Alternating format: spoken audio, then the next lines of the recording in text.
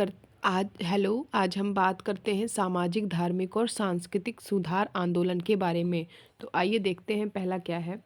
भारतीय पुनर्जागरण का जनक किसे कहा जाता है? तो राजा राम मोहन राय को। राजा राम मोहन राय को भारत में सुधार आंदोलन तथा भारतीय राष्ट्रवाद का जनक भी माना जाता है।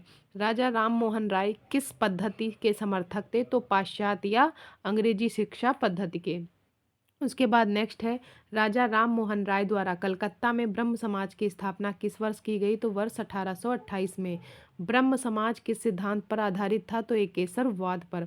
संवाद कौमुदी जो कि बांग्ला भाषा में तथा मिरात उल अखबार फारसी भाषा के संपादक कौन थे? राजा राम मोहन राय। वर्ष 1815 में एकेश्वरवादी मत के प्रचार हेतु राजा राम मोहन राय ने किस संस्था का गठन किया? तो आत्मीय सभा का। उसके बाद बात करते हैं ब्रह्म समाज के विचारों को लेकर वर्ष 1865 में केशव चंद्र सेन व देवेंद्रनाथ टैगोर के मध्य विवाद हुआ। परिणाम स्वरूप केशव चंद्र सेन मूल ब्रह्म समाज से अलग हो गए और वर्ष 1866 में आदि ब्रह्म समाज की स्थापना की। यही बाद में भारतीय ब्रह्म समाज कहलाया।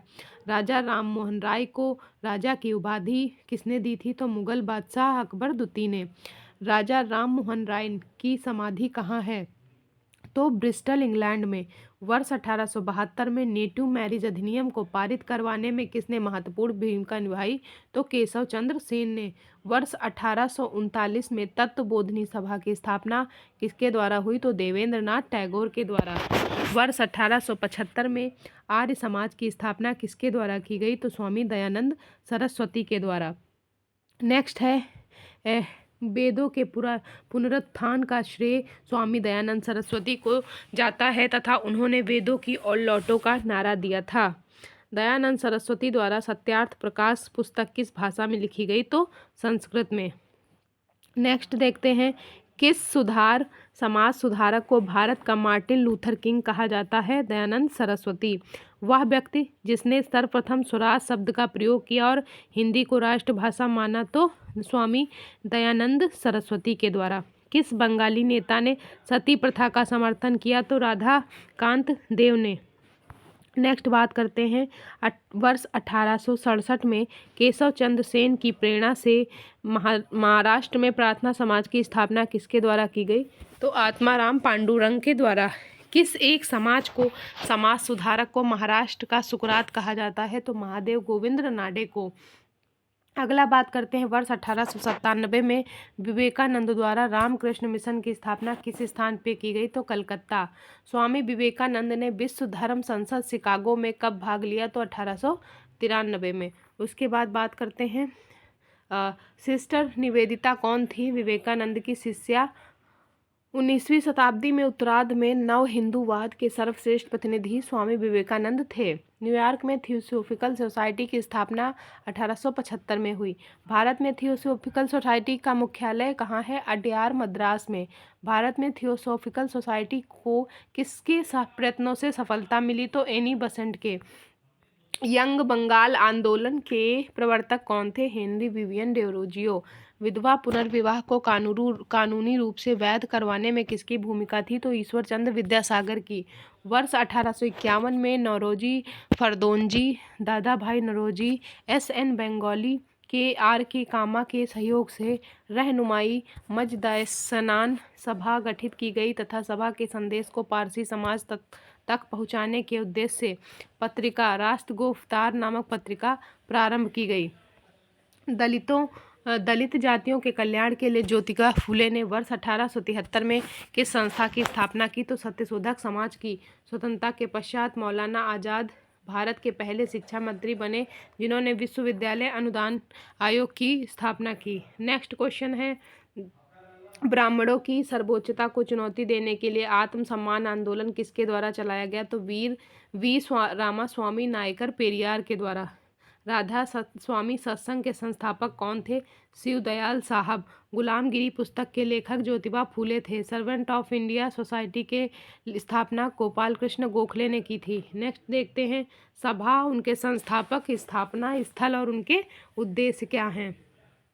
तो सबसे पहले जानते हैं आत्मी सभा। आत्मी सभा के संस्थापक राजा राम मोहन राय थे। 1815 में स्थापना हुई थी।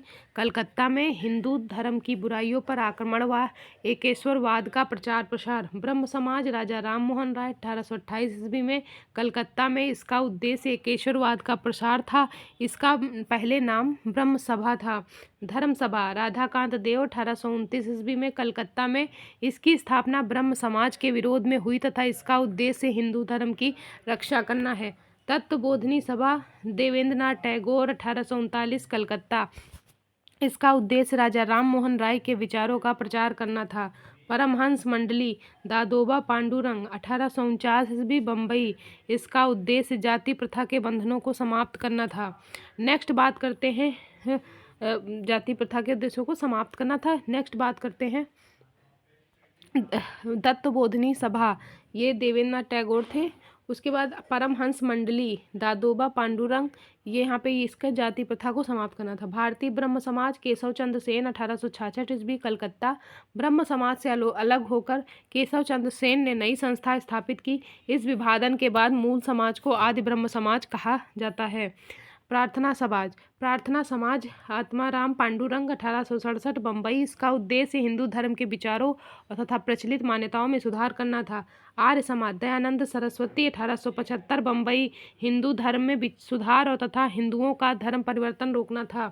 Theosophical society madam H.P. ब्लैटवस्की व हेनरी अलकाट 1875 न्यूयॉर्क में, इस संस्था का उद्देश्य प्राचीन हिंदू धर्म एवं दर्शन का प्रसार तथा विश्व हिंदुत्व बंधुत्व की भावना विकसित करना था।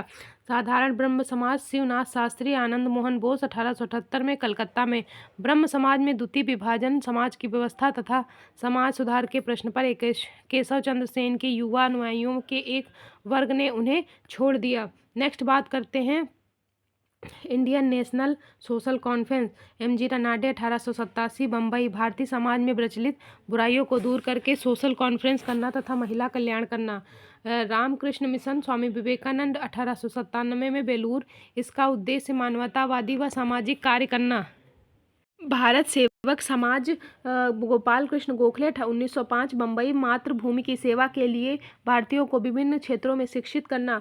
पूना सेवा सदन रमाबाई रनाडे 1909 में, पूना महिला कल्याण को बढ़ावा देना, उनका उत्थान करना। Social service league NM Joshi 1911 Bombay, सामान्य नागरिकों के लिए जीवन में बेहतर करने का अवसर प्रदान करना। वीमेंस इंडियन 1923 मद्रास, यह संस्था भारतीय महिलाओं के कल्याण हेतु गठित की गई थी। रहनुमाई मदस्यनान दादा भाई नरोजी फरदुंजी HS बंगाली 1851 ईस्वी में बम्बई में, इसका उद्देश्य पारसी तथा दत्तुष्ट धर्म सुधार तथा सभी पारसी महिलाओं में आधुनिक चेतना का प्रचार करना था। महाराजा खेतड़ी के सुझाव पर नरेंद्र नाथ दत्त का नाम परिवर्तित कर स्वामी विवेकानंद रख दिया गया था। अगला बात करते हैं सिख धर्म में सुधार के लिए नामधारी आंदोलन। नामधारी आंदोलन किसके द्वारा किया गया? तो गुरु राम सिंह कुका के द्वारा। पश्चिम भारत के प्रमुख समाज सुधारक DK कर्वे ने किस क्षेत्र में महत्वपूर्ण योगदान दिया? तो महिला शिक्षा एवं विधवा पुनर्विवाह के क्षेत्र में। महाराष्ट्र में किस सुधारक को लोक हितवादी की संज्ञा प्रदान की गई? तो गोपाल हरि देशमुख को। वर्ष 1910 में इलाहाबाद में भारत स्त्री महामंडल की स्थापना किसके द्वारा की गई? तो सलरा देवी चौधरानी के द्वारा। महिलाओं के उत्थान के लिए आर्य महिला समाज की स्थापना की गई किसके द्वारा? पंडित रमाबाई सरस्वती के द्वारा। हाली पद्धति संबंधित थी तो मधुआ मजदूरी से। भारत में मुस्लिम सुधार आंदोलन का प्रवर्तक किसे माना जाता था? तो सर सैयद अहमद खान को। तहजीब उल अखलाक सभ्यता और नैतिकता नामक पत्रिका के संपादक कौन थे? सर सैयद अहमद खां। सर सैयद अहमद खां तथा बनारस के राजा शिव प्रसाद सिंह सितारे हिंद ने कांग्रेस की स्थापना के विरोध में यूनाइटेड इंडियन पैट्रियोटिक एसोसिएशन की स्थापना की। उसके बाद बात करते हैं भारत में मुस्लिम सुधार आंदोलन। अलीगढ़ आंदोलन सर सैयद अहमद खान ने संस्थापक थे। स्थल अलीगढ़ था। यह अंग्रेजी शिक्षा एवं ब्रिटिश सरकार के पक्ष में सबसे प्रभावी आंदोलन था। वर्ष 1875 में अहमद खान ने अलीगढ़ में मुहम्मद एंग्लो ओरिएंटल स्कूल की स्थापना की। अहमदिया आंदोलन मिर्जा गुलाम अहमद के द्वारा। स्थल पंजाब, यह उदारवादी सिद्धांत पर आधारित आंदोलन था। इसमें जहर का विरोध किया गया था। देवबंद आंदोलन मोहम्मद कासिम ननौतवी, रशीद अहमद गंगोही, देवबंद सहारनपुर उत्तर प्रदेश में। इसका मुख्य उद्देश्य कुरान की शिक्षाओं का प्रसार तथा अंग्रेजों का विरोध करना था। उसके बाद बात करते हैं वहाबी आंदोलन की। तो सैयद अहमद राय बरेलवी, पटना मुख्य केंद्र था। यह मुख्य सांप्रदायिक मुस्लिम सुधारवादी आंदोलन था। अंग्रेजों द्वारा निर्मित सामाजिक सुधार के कानून व अधिनियम, नवजात कन्या हत्या कानून, गवर्नर जनरल थे जानसोर, वर्ष 1795। इसकी विशेषता थी इस कानून के द्वारा कन्याओं की हत्या पर रोक लगाना। बाल हत्या निरोधक कानून, जनरल को था लॉर्ड वेलेस्ली, 1804। इस कानून के द्वारा नवजात शिशुओं को मारने पर रोक लगाई। सती प्रथा विरोध, विलियम बेंटिक थे, 1829। सती प्रथा पर कानूनी रोक लगाकर इसे हत्या माना। हिंदू विधवा विवाह अधिनियम, पुनर्विवाह अधिनियम, लॉर्ड डलहौजी, 1856। इस अधिनियम द्वारा विधवा विवाह को कानूनी मान्यता दी गई।